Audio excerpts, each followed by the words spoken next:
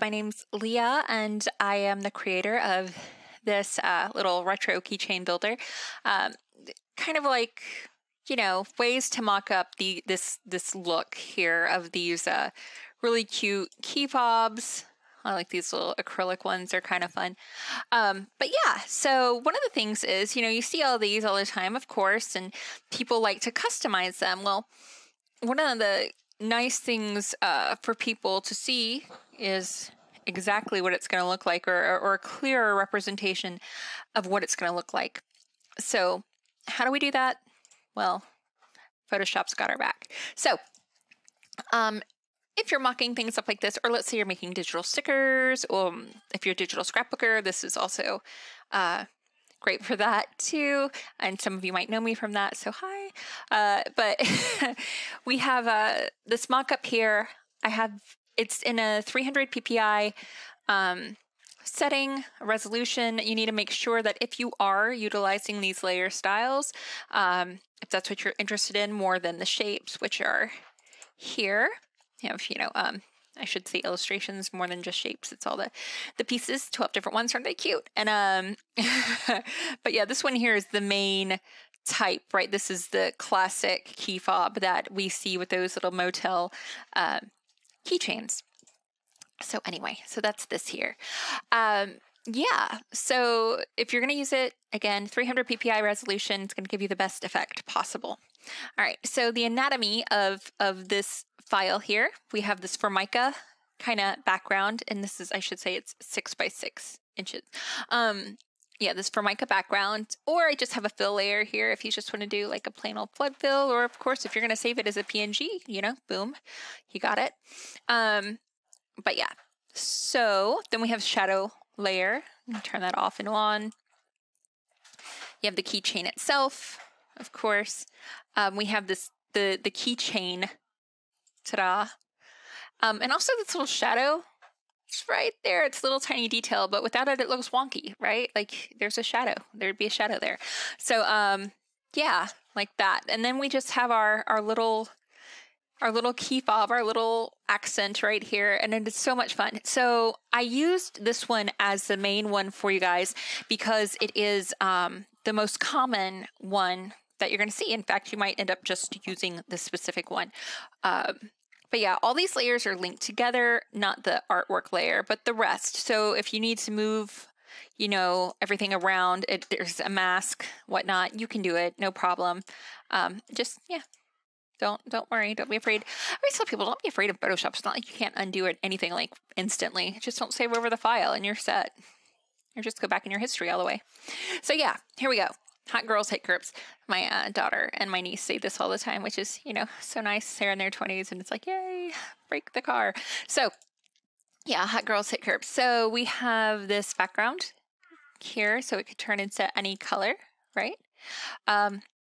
Love the darker ones. So you're never going to want to use 100% black because you lose the effects of the layer. It looks less realistic. So I'd say if you're doing black, do a very dark charcoal color. It gives more depth and dimension. Same thing with white. You don't want to go 100% white. You want to go with kind of a gray color. And again, that way all the layer effects that are built into these styles, you can see them all. It's important. So, white looks really awesome with gold. So this is one of the embosses I have. It's like a gold emboss. Cute, right? We have silver as well.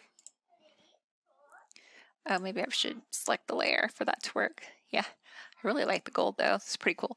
All right. Let's see. Another favorite color. Let's go for it. All right. So, this is me going back with the white emboss. This is, not that one. That's the little edging part.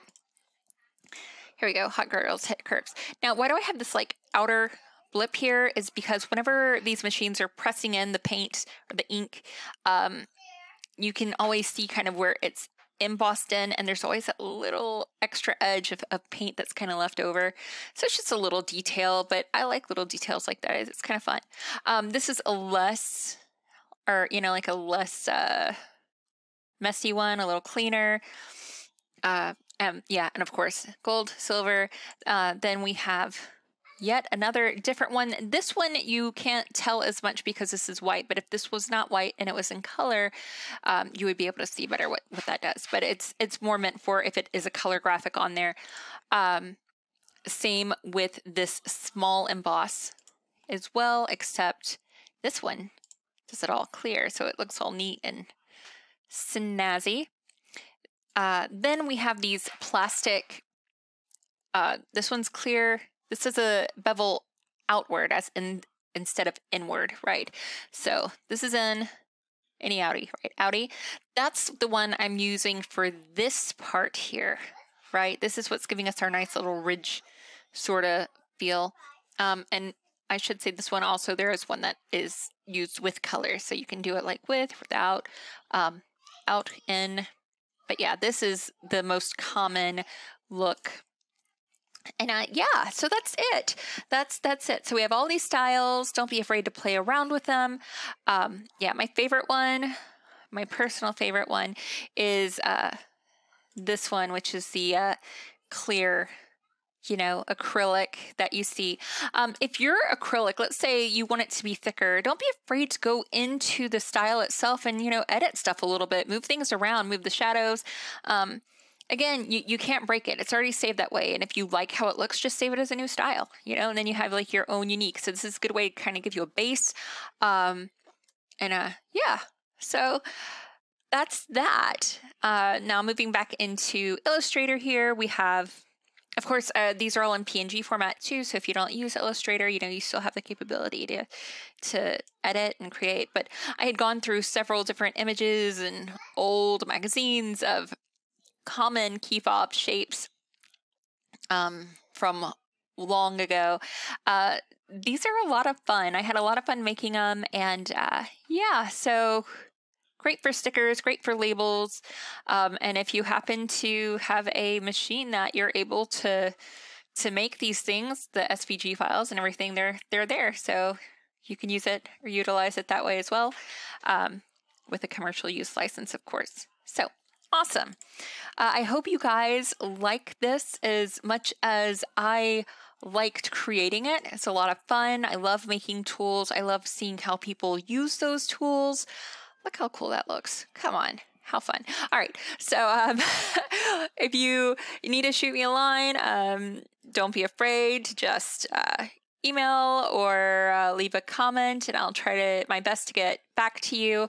But I hope you guys enjoy. Thanks. Bye.